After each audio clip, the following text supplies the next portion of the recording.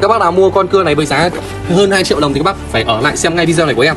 Con này em bán chỉ có hơn 1 triệu đồng mà các bác mình cắt cây cắt củi gia đình đều ok cho em nhá. Và con này thì được trang bị một hệ thống trợ lực giật nổ này, có tiết kiệm kim phun điện tử, tiết kiệm nhiên liệu các bác nhá. Nhông của nó là nhông đồng tiền. Đấy. Bộ lấy hơi này. Đấy các bác nhìn rất là dày, giật nhẹ cái là nổ. Đây, và trên bộ máy được khắc chìm Japan Technology các bác nhá, và biểu máy thế nhá.